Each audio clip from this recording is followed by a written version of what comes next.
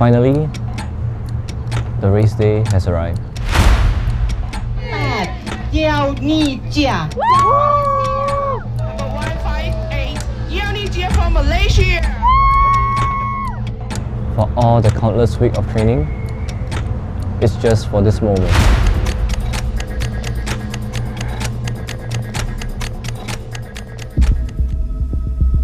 The night before the race, I actually had a very good sleep. Didn't have any much trouble falling into a sleep, trying to calm my nerves down, as like it's the final night leading towards the race day. I think on the race day I woke up like on 9 a.m. because like the race is in the evening, so I will just wake up as usual, but not oversleeping too much so that I can still take a quick nap right before I depart over to the race venue. So for the marathon men's start time, it was actually 5 p.m. in the evening. So as the venue is actually quite far from the hotel that we are living in, which is at the Happy and Healthy Bike Lane at the Bangkok BKK airport. So it will take like around 1 hour of travel over there, and the officials has actually arranged us to gather at 1:30 p.m. and we'll be heading right straight over there with a police escort to make sure that we are not late for the start time.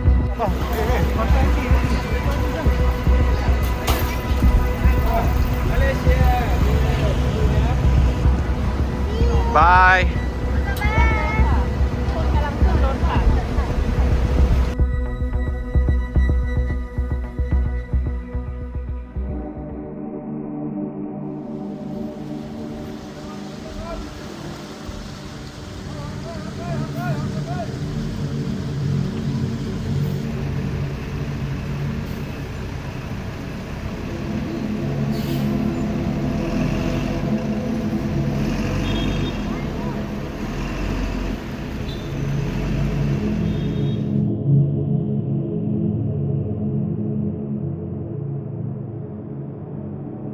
So I think we arrived like around 2:45 or 3 p.m.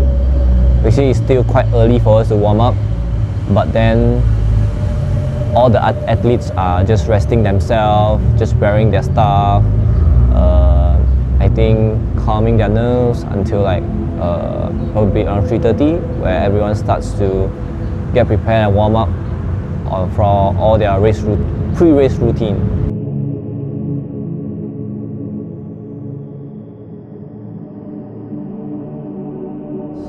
To be honest, I'm not a big fan of racing in the evening or at the night, as it tends to mess up my eating schedule and sleep schedule. So it's actually something that I'm worried of when I know the schedule was set to be in the evening. But it is what it is. I'll just have to prepare for what has been set. เกมครั้งที่33ค่ะสำหรับประเภทมาราธอนนะคะสำหรับท่านที่สนใจที่ต้องการรับชมการแข่งขันมาราธอน Before the race, I would say, yeah, I mean, I've trained so far for this, so my mindset is actually quite locked in for the race. Everything was feeling good.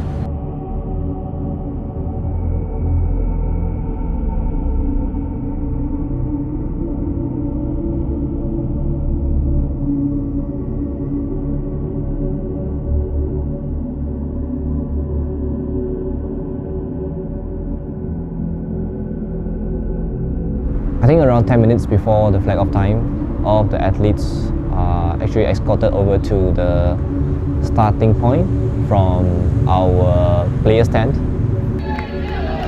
Henry, let's go, Henry. Come on, Ninja, let's go. Richard, let's go. All the best. Come on, all the best. Finish strong.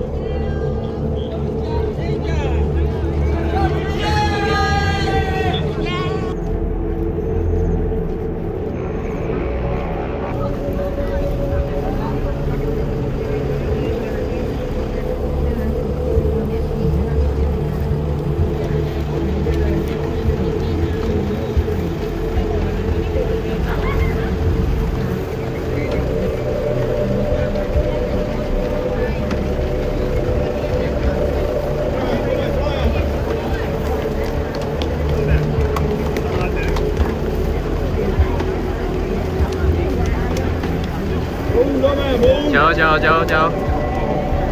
Yeah, I would say, of course, when the sun is still blazing hot out there, it definitely messed up a bit with the plans, or probably mentally.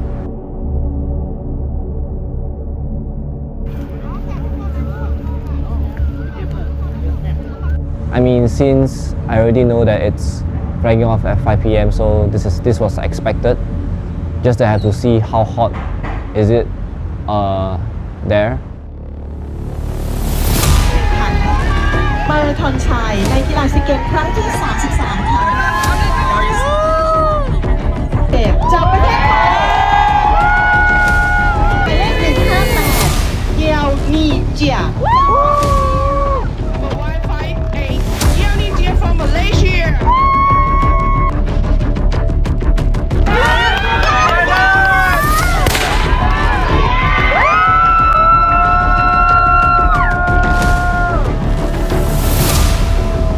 So right after the gun went off, all of us are actually quite into a pack.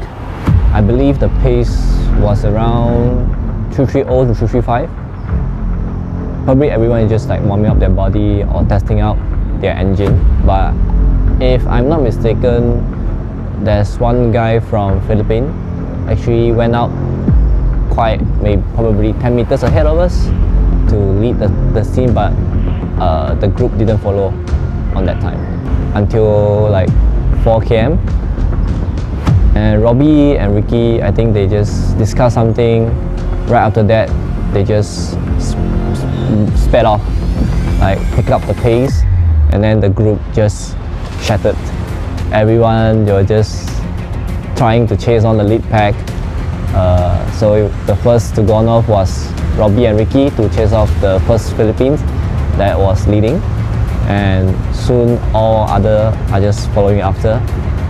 But for me, as I know that that pace might be a bit risky at that moment because it's actually quite early, so I try to stay conservative.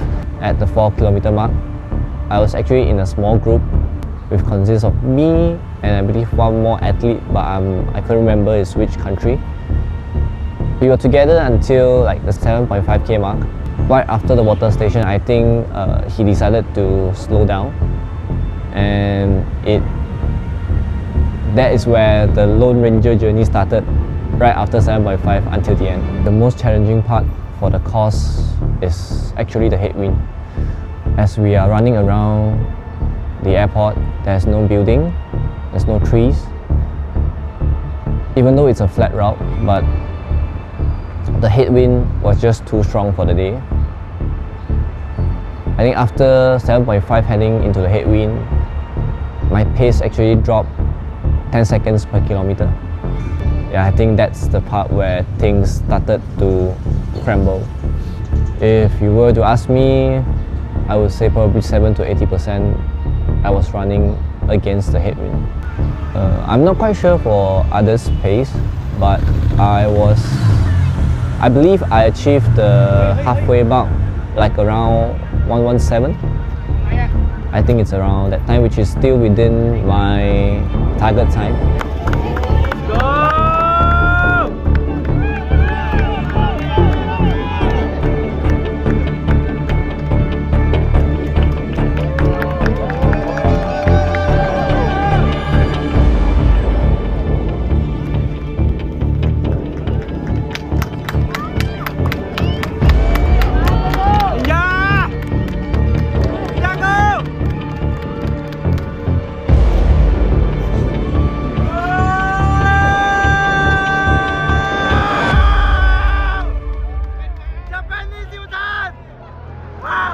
I actually tried the Japanese U-turn during my warm-up. I find it quite smooth for the U-turn, so I just decided to try it on the race U-turn. To me, I feel that it's quite a smooth transition. I can pick up the pace relatively easy compared to I have to slow down to U-turn towards the corner. During the second half, I think my body just started to not reacting to what I planned after 25k. My calves are getting tired, and that's the moment where it starts to really struggle. Probably I'm not engaging my other muscles too well, so that I put on too much tension on my calves. I would say give up is not an option for the day. As I was telling myself, even I'm already facing this kind of condition, I believe that some runners might also feel the same as we are running in the same condition. So my mindset was like, even though the pace drop, I'll just keep moving forward to extend my capability, which is what I have left in my gas tank. The second half is really a challenge for me. First of all is the headwind, and second of all, my beep fell off, like the top of the pin just fell off both. You know, the whole way it was sticking on top of me. The beep is not waterproof, so that it's actually quite disturbing on the momentum itself, so that I have to slow down to actually take off the pin and then pin it on back again to not disrupt my momentum. I mean, I have trained so hard for this, countless months of training, sacrifices on time with my friends, my family, my partner, the support from all the Malaysians out there that rooted for me, and of course I have a bunch of good friends that came to support my journey all the way. They fly in all the way from Malaysia over to Bangkok, so yeah, that is what kept me going. Yeah, I just don't want to give up. It's very tough, but I just keep on pushing. I believe if there's one more person on the marathon team, it will definitely be a huge, significant impact, as we are racing for our country, not about our individual honor. Like for other countries like Indonesia and Philippines, I believe they work out quite well as they are pacing one another throughout the journey. Like, even though against the headwind, we can take turn to be the lead so that we can save some more energy.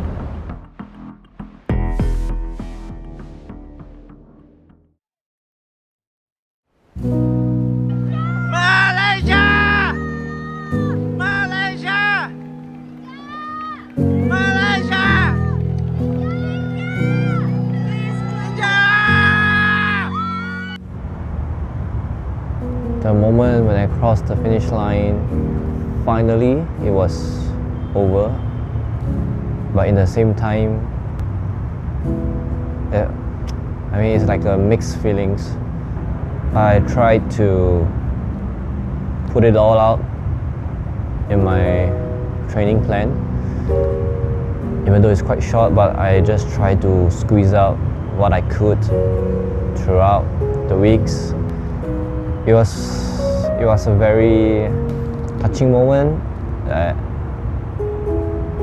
My friends came all the way from Malaysia and even Australia to come and support me.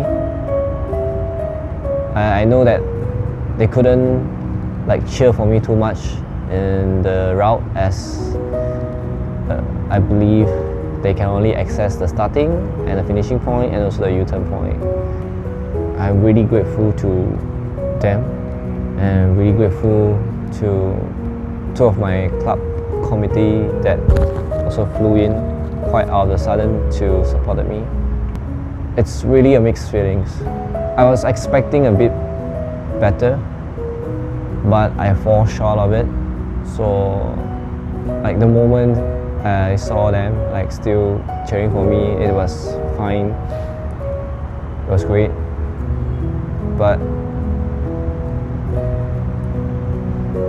yeah, this is a journey, right? So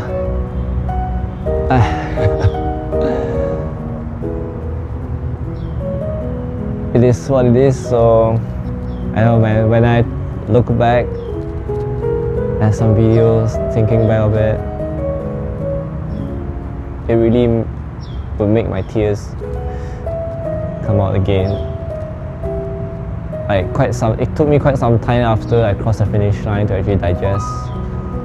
Like after I digested it, after I head back to the players' tent and took my phone, the moment when I saw all the messages, everyone that supported me, it made me it made me cry again. So